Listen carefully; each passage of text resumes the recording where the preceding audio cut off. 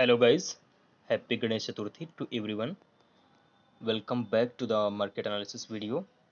चलिए डिस्कस करते हैं कि कल मार्केट में कैसे वर्क हो सकता है और एक्सपायरी के दिन मार्केट कहाँ पे किस डायरेक्शन में हेड कर सकती है। तो सबसे पहली बात तो अगर मैं आपको डेटा दिखाऊं आज का, तो करंटली डो जोन्स कुछ 150 पॉइंट्स के आसपास 0.5% से डाउन है और नेस्डैक अभी भी साइडवेज चल रहा है। और अगर आप एसजीएक्स निफ्टी की बात करके जिसको देख करके आइडिया लगाया जाता है कि मार्केट कहाँ पे ओपन होगी, अभी तो रात में भी बंद हो जाएगा लाइक आफ्टर 12 o'clock, और उसके बाद में सुबह फिर एक जिस हिसाब से गैप अप गैप डाउन खुलेगा उस हिसाब से आइडिया लगाया जाता है कि कैसे मार्केट को कहाँ पे अप या डाउन होना है। बट फिलहाल ये 68 पॉइंट्स अब दिखा रहा है, but I am totally sure that market will open the gap down. So मैं एक ही सिनेरियो डिस्कस करूंगा, the most important which is the gap down scenario. Okay, now coming to the point.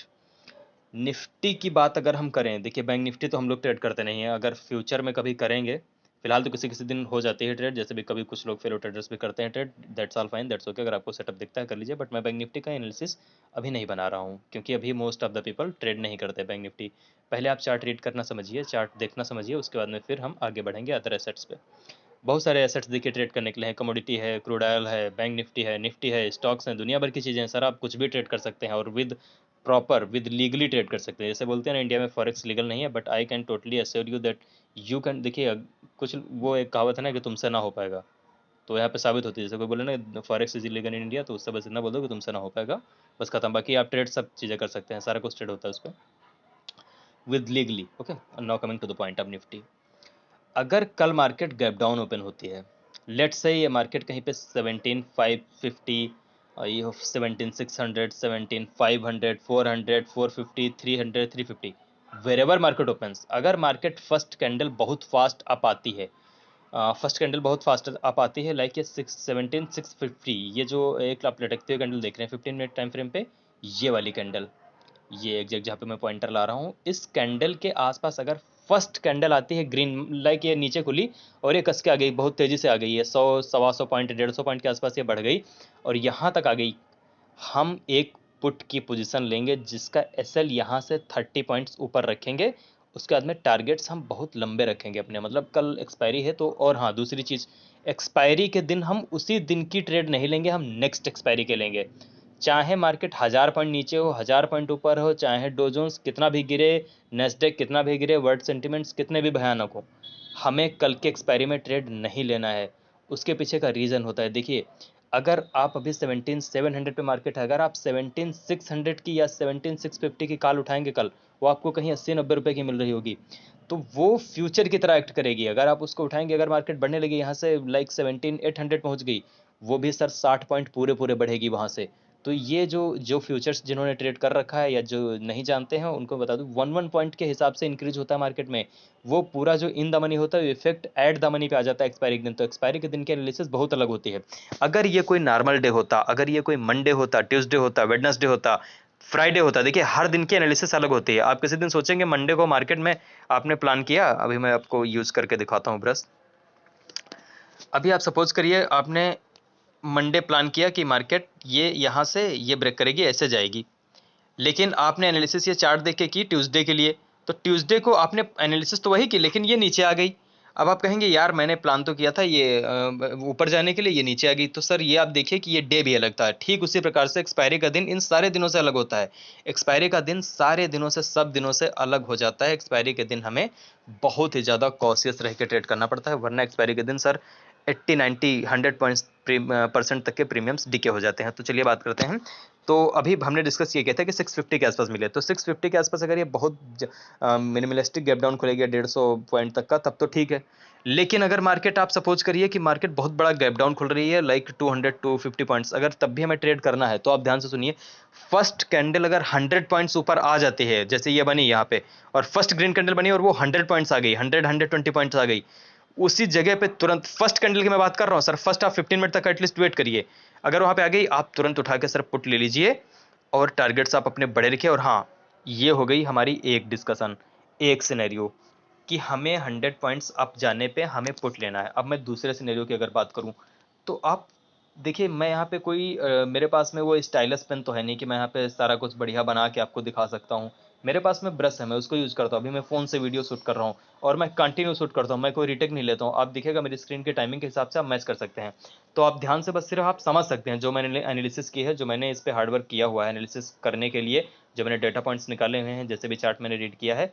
और ये सब डिस्कशन, ये अगर कल सक्सेसफुल हुआ, जैसी सोच आज हम बना के चल रहे हैं, जो हम विजडम इसमें डाल रहे हैं, अगर कल सक्सेसफुल हुआ तो मैं आपको सारा कुछ बता दूंगा कि मैंने क्या देख के क्यों किया था, क्या नहीं देखी। अगर इस वीडियो में डिस्कशन करने पर लग जाऊंगा तो अभी 11 सर बज रहा है ऑलरेडी, और अभी ये कम से कम वीडियो 1 घंटे का बन जाएगा। आप यकीन जानिए 1 घंटे का वीडियो हो जाएगा, इसलिए मैं ये सब चीजें डिस्कस नहीं करूंगा, मैं कल डिस्कस करूंगा आपसे, अगर वैसे ही चली मार्केट तो। अब आप सुनिए मेरा दूसरा सिनेरियो।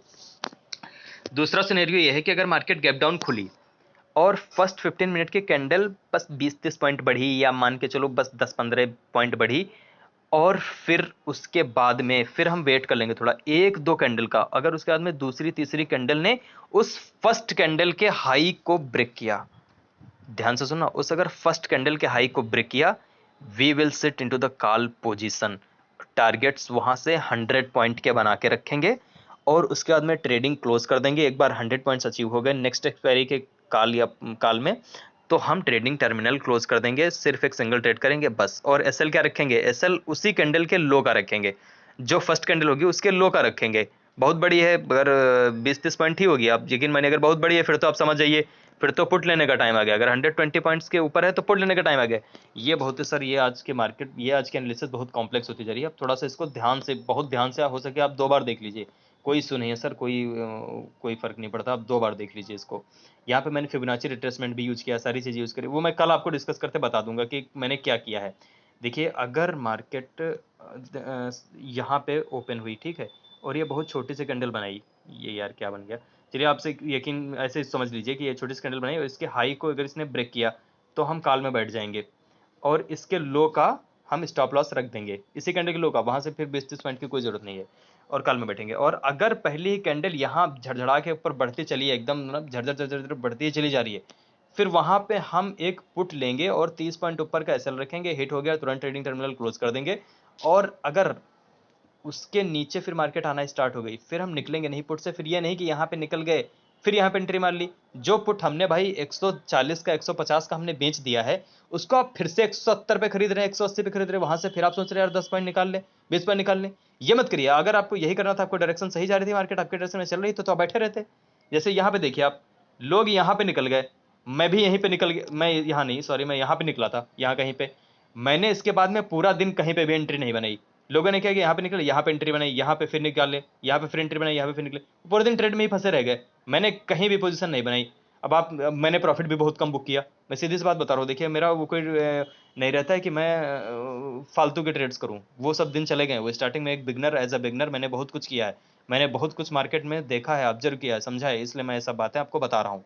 अदरवाइज इनका कोई रीजन नहीं है कि मैं बार बार एंट्री करूँ, बार बार एग्जिट करूँ, ये सब चीजें आप मत करिए। इसका मतलब है आप डायरेक्शन समझ ही नहीं पा रहे मार्केट की, या फिर आप बैठे रहिए उसमें ट्रेड में। आपने यहाँ पे लिया, यहाँ से आप पकड़ के यहाँ तक ले आइए। आप ये यहाँ पे डिसीजन बना लेते कि जब तक 15 मिनट की कैंडल का लो नहीं ब्रेक होगा, कोई भी मैं उससे नहीं निकलूंगा। ये देखिए कहीं पे लो ब्रेक हुआ 15 मिनट की कैंडल में, ये देखिए कहीं पे भी लो कोई ब्रेक हुआ, कहाँ पे लो ब्रेक हुआ, कहीं पे भी नहीं दिख रहा है। मुझे तो नहीं दिखा कोई भी लो ब्रेक होता हुआ, कहीं पे कोई नहीं निकला। फिर लास्ट में अंततः फाइनली आप निकल गए। जिसने एमआईएस पोजीशन ली, कोई 3-20 पे निकल गया, कोई बुराई नहीं है। अच्छा खासा 10-10, 12-12 हजार रुपए एक दिन में कमा लिए लोगों ने एक एक लॉट से। 10,000 लगा के सोचो आदमी 12,000 कमा रहा है। 100-120 पॉइंट्स का रिटर्न, 100-120% का रिटर्न मिल रहा है। कहीं नहीं, कोई म्यूचुअल फंड नहीं दे सकता, कोई बैंक नहीं दे सकती, कोई बॉन्ड नहीं दे सकता। कहीं भी उठा के देख लीजिए, इतना यहाँ पे प्रीमियम्स आपको मिलते हैं। और दूसरी चीज, अगर मार्केट देखिए गैप डाउन खुली, ठीक है, और अगर ये नीचे चलने लगी, इसने ये यहाँ पे 20 पॉइंट का आप नहीं दिया, आपको पहली कैंडल ग्रीन दी ही नहीं, अगर ये नीचे चलने लगी, मार्केट को अवॉइड कर देंगे। सीधा फंडा है, अवॉइड द मार्केट, क्योंकि फिर यहाँ पे रिस्की हो जाएगी मार्केट। यहाँ पे काम करने का मतलब है फिर आप समझिए कि आप एक अपना तरकब दिखा रहे हैं मार्केट में, और कुछ नहीं हो रहा है सर। ये मार्केट बहुत रिस्की हो जाएगी अगर ये खुली, ये कहीं यहीं कहीं रह जाएगी, फंस जाएगी। आपको रिस्की होने का मतलब ये नहीं कि ये फिर एकदम धड़ाम से नीचे आ जाएगी, आप फंसा देगी आपको, ये आप मारेगी, डाउन मारेगी, आप जिधर बैठेंगे उधर से अपोजिट ट्रेड चली जाएगी इसकी। तो पहली चीज तो ये हो गई, गैप डाउन खुलने के बाद में अगर मार्केट नीचे चलने लगती है, हम मार्केट को अवॉइड करेंगे। और अगर मार्केट गैप डाउन खुल के बहुत फास्ट ऊपर आती है 100 पॉइंट्स, पुट ले लेंगे। अगर एक छोटी मोटी कैंडल बनाती है 10-20 पॉइंट की, अगर उसके हाई को ब्रेक करती है अगली कैंडल या 1-2 कैंडल के बाद में, या 10 ओ क्लॉक के पहले, 10:30 नहीं, कल एक्सपायरी है सर, 10 ओ क्लॉक के पहले मानिए। बहुत लेट होगा तो फिर यहाँ पे कंफ्यूजन हो जाएगा, वो लोग स्ट्रेंगल स्ट्रेडल बेचने लगेंगे। स्ट्रेंगल स्ट्रेडल क्या होता है सर, वो ऑप्शन सेलर के पॉइंट ऑफ व्यू से देखा जाता है। सारे वीडियोज आएंगे, इस पर भी बात होगी, डिस्कशन होगा, कहीं भी कोई भी पॉइंट छूटने में नहीं दूंगा। ये मैं आपको बता रहा हूँ, जितना मुझे आता है मैं भर के निकाल के रख दूंगा। जितना भी मुझे जो कुछ भी आता है सर, वो अभी भी बहुत कम है, वो मिनिमलिस्टिक है मार्केट में जो भी मुझे आता है, मैं अपना बता रहा हूँ आपको। और तो जो हम अभी एनालिसिस कर रहे हैं वो एक प्रोबेबिलिटी के ऊपर कर रहे हैं।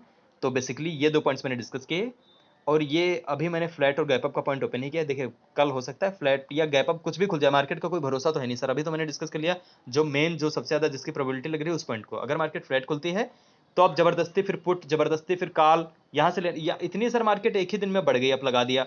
अब यहाँ से फिर आप अगर इसको जाना होता तो गैप अप ही ना खुल जाते, फ्लैट क्यों खुलती। अगर गैप अप खुल गई तब तो फिर तो छोड़ना बनता ही है इसको। फिर तो जो 10 लॉट से ट्रेड करता है वो 1 लॉट से करने पर डरेगा। अगर ये फ्लैट खुल गई तो जो 10 से करता है वो 1 लॉट से कर लेगा, चलो वो अलग बात हो गई। आप समझिए इस चीज को। तो फ्लैट या गैप अप के केस में आपको फिर जबरदस्ती ट्रेड कोई करनी होगी। आप फिर या तो 1-1.5 घंटा रुकिए, अपना प्राइस एक्शन देखिए। गैप डाउन का सिनेरियो जो मैंने डिस्कशन किया हुआ है उसको आप ध्यान से समझिए, ध्यान से रखिए। देखिए ये 550 का जो मैंने लेवल्स बनाया हुआ है, ये देखिए कोई अगर नॉर्मल डे एनालिसिस में करता ना, तो ये जो 550 का लेवल है सर, इसके ब्रेक होने पे फिर मैं 16,800 तक के टारगेट रखता और मैं मंथली एक्सपायरी का पुट होल्ड करता। मैं सितंबर की लास्ट एक्सपायरी का होल्ड करता, वो मेरी पोजीशन अलग चलती रहती और मैं इंट्राडे पे अलग अपने कामकाज करता रहता। फिर मैं उसको समझिए आप कि जब तक मार्केट फिर 16,650 या 16,620 नहीं ब्रेक करती, मैं उस पुट को नहीं निकालता।